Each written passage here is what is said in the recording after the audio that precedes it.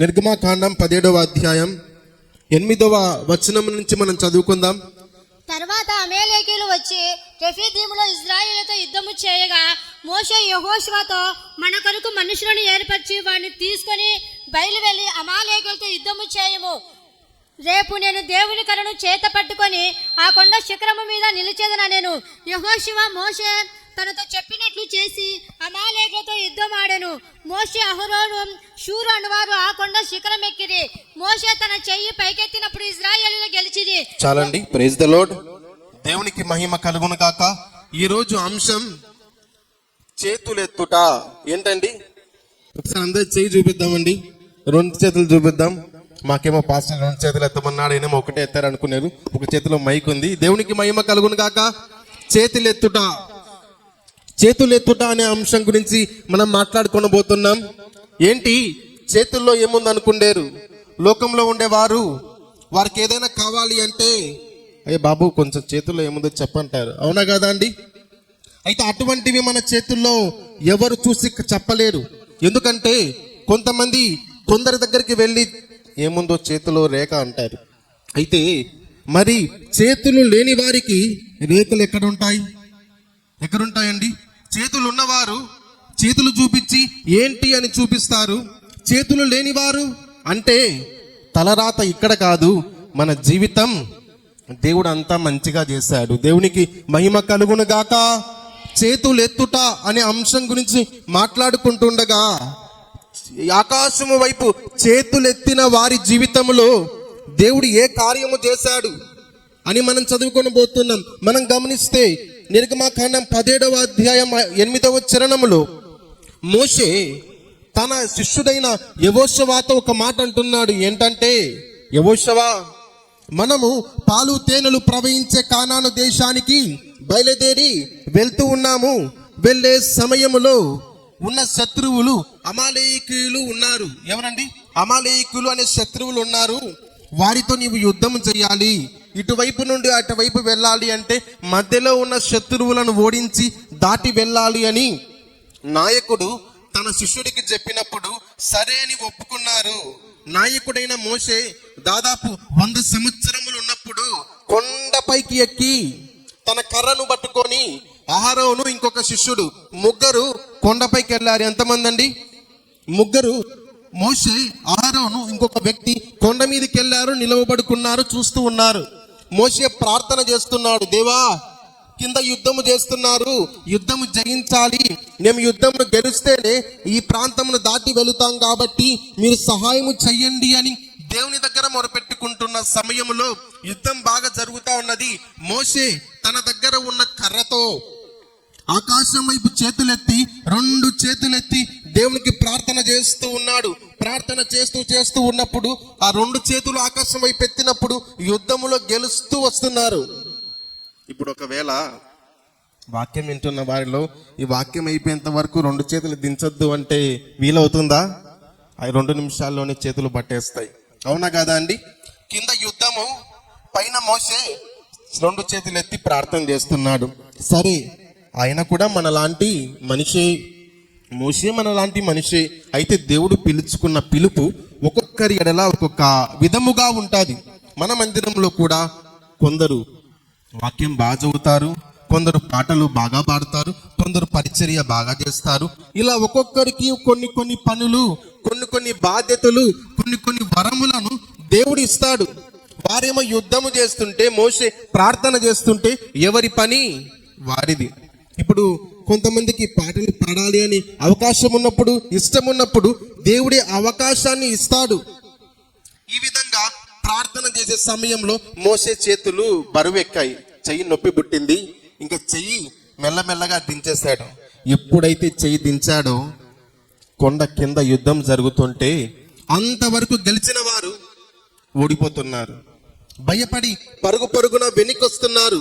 శత్రువులు వారిపైన దాడి చేస్తా ఉంటే వారు అపజయాన్ని పొందుకొని ఇంకా భయపడి మేము ఓడిపోతాము అని అనుకుంటున్న సమయంలో మోషే ఎంత అండి వయసు?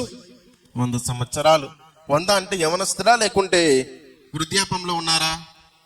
వృద్ధాపంలో అంత వయసు కలిగిన వ్యక్తి కొండ కింద చూస్తాడా అంటే చూస్తున్నాడు. సరే, అయితే వారు ఓడిపోతున్నారు. అపజయం ఇశ్రాయేలు ప్రజలకి వచ్చింది. ఇంకా వారు గెలవడం అసాధ్యం.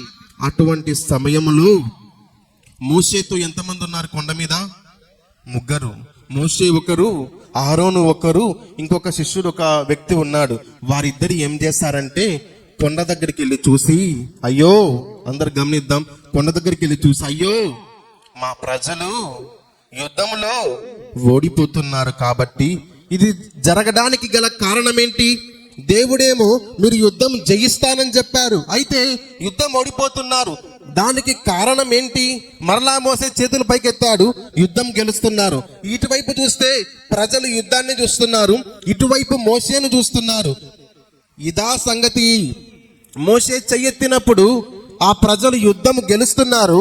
మోసే చెయ్యి దించగానే ఓడిపోతున్నారు అని కనుగొని ఒక రాయి మోసే దగ్గరికి తెచ్చి అతన్ని ఒక మంచి ప్రాంతంలో కూర్చుండబెట్టి ఇద్దరు, అహరోను ఇంకొక వ్యక్తి, మోసే చెయ్యిని పట్టుకోవడానికి కుడి వైపున ఒకరు, ఎడమ వైపున ఒకరు నిలవబడి ఒకరు ఒక చెయ్యి మరొకరు ఒక చెయ్యి పైకి ఎత్తగానే ఓడిపోతున్న వారందరూ బలము పొందుకొని శత్రువులను ఓడించుటకు శక్తి పొందుకున్నారు. గల కారణం మోసే పైకి చెయ్యి ఎత్తినప్పుడు యుద్ధములో ఓడిపోవడం అసాధ్యం.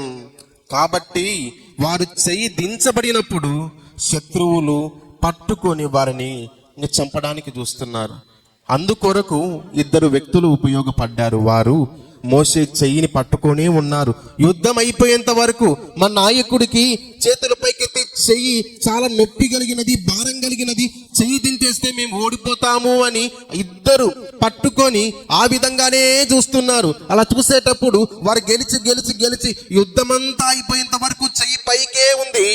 మన జీవితంలో మనకున్న ప్రాబ్లమ్స్ అన్ని పోవాలి అంటే మన దృష్టి దేవుని వైపే ఉండాలి. దేవునికి మహిమ కలుగును గాక.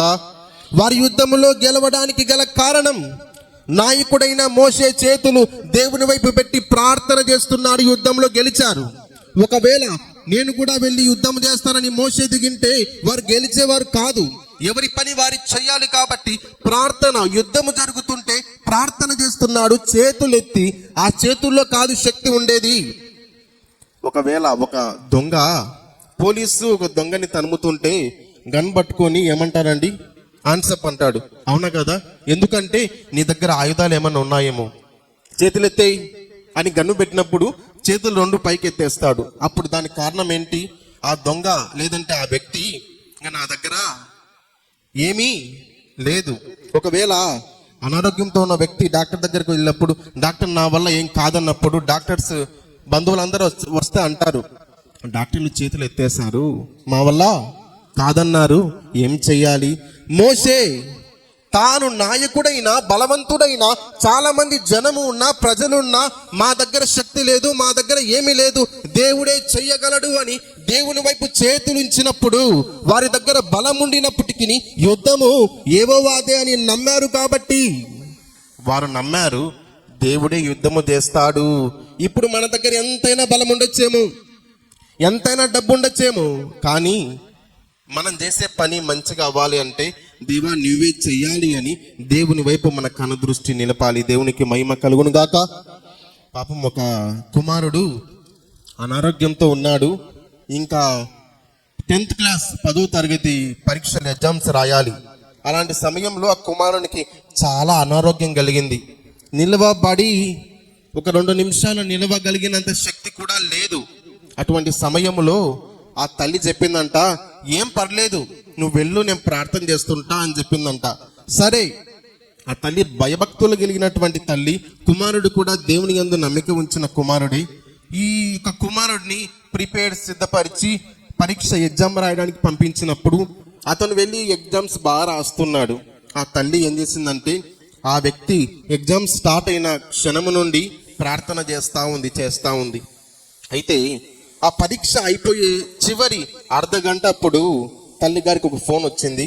కుమారుడు ఎగ్జామ్ రాస్తున్నాడులే అనుకొని ఆ ఫోన్ తీసుకొని తన వారితో మాట్లాడుతూ ఉన్నది.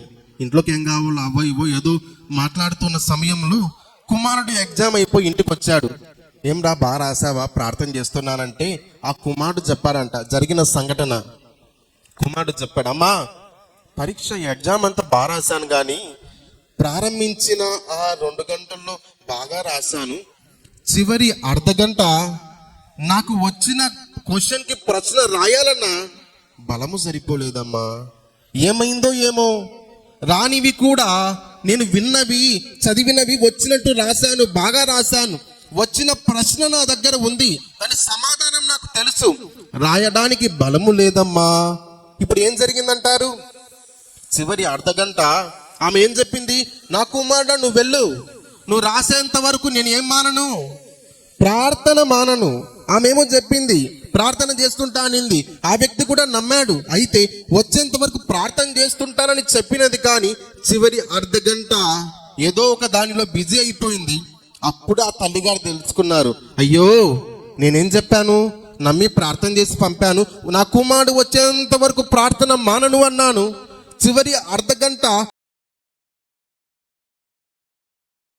వచ్చినా తెలిసిన సమాధానము రాయలేకపోయాడు నా కుమారుడు. అదే విధముగా ఇశ్రాయేలు ప్రజలకు యుద్ధములు చేసి యుద్ధము వచ్చినా వారు బలవంతులైన వారి యుద్ధము చేయుటకు గెలువుటకు గల కారణం వారు దేవుని వైపు చేతులించి నీవే మాకు దిక్కు అని అనినప్పుడే యుద్ధాన్ని గెలిచారు. మనము కూడా దేవా నా దగ్గర ధనం ఉండొచ్చు, పేరు ఉండొచ్చు, ఖ్యాతి ఉండొచ్చు, ఏమి ఉన్నా నీవే నాకు దిక్కు అని నమ్మితే మన పక్షమున ఆయనే కార్యం చేస్తాడు. దేవునికి మహిమ కలుగును గాక. కాబట్టే ఇశ్రాయేలు ప్రజలు ఓడిపోకుండా, అవమానపరచబడకుండా, వారు మరణించకుండా గెలుగుటకు గల కారణం చేతులెత్తి ప్రార్థించుట. కొన్ని మాటలు చెప్పి ఈ ప్రసంగాన్ని నేను ముగిస్తాను. కుటుంబంలో 2 భార్య భర్తలు లేదంటే ఒక బాబునో పాపనో 4 గానో లేకుంటే 5 మంది గానో జాయింట్ ఫ్యామిలీ గానో ఉంటారు. ఉండిన ఇంటిలో కలిసి ప్రార్థన చేస్తే దేవుడు గొప్ప కార్యం చేస్తాడు. దేవునికి మహిమ కలుగును గాక. కలిసి ఎవరికి వారు పని చేస్తారు. ఇప్పుడు అనుకుందాం, భార్యాభర్త ఒక కుమారుడు కష్టపడ్డారు. భార్యాభర్తకు కష్టపడిన డబ్బును ఇద్దరు కూడా ఒక చోట పోగు చేసి మాట్లాడుకొని ఇంటి పనుల కొరకు, ఇంటి ఖర్చుల కొరకు ఉపయోగించారు. కుమారుడు వచ్చి నా డబ్బు నేను ఇవ్వను, నేను కష్టపడినది నాకే కావాలి అంటే అది మంచిగా బాగా ఉండదు. కుమారుడు కూడా వచ్చి అమ్మా నేను కష్టపడ్డాను, ఈ డబ్బును మీరు తీసుకోండి, మన ఇంటికి కావాల్సినది ఉపయోగించండి, మనకు కావాల్సినది అంటే కలిసి కుటుంబాన్ని కడితే ఆ ఆశీర్వాదమే వేరు. కలిసి ప్రార్థన చేస్తే ఆ యొక్క దీవెననే వేరు. కుటుంబం అంతా కలిసి దేవుని సన్నిధికి వస్తే ఆ యొక్క ఆశీర్వాదం చాలా మెండుగా ఉంటుంది.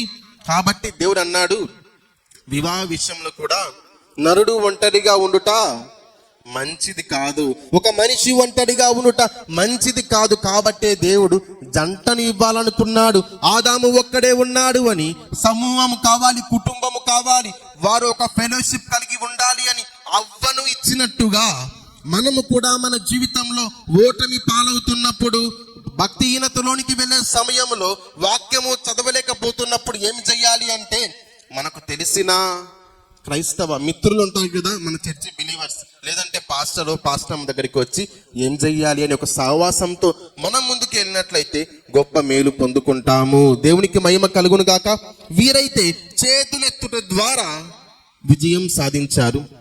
మనమైతే ఏం చేద్దామండి? మనము ప్రార్థించినప్పుడు దేవుని వైపు కనుదృష్టి నిలిపి ఆకాశం వైపు చేతులెత్తి ప్రార్థిస్తే మనం అడిగినవన్నీ దేవుడు సమకూర్చుతాడు. చివరిగా ఈ మాట చదువుదాం.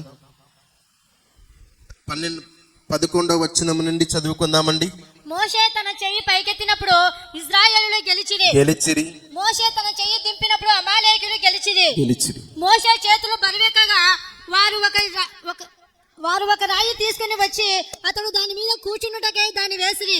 అహరోను హూరులు ఒకడు ఈ ప్రక్కను ఒకడు ఆ ప్రక్కను అతని చేతులను ఆదుకొనగా అతని చేతులు సూర్యుడు అస్తమించే వరకు నిలకడగా ఉండేను. ఆమేన్. చాలండి, నిలకడగా ఉండేను. మన ఆత్మీయ జీవితంలో నిలకడగా ఉందాం.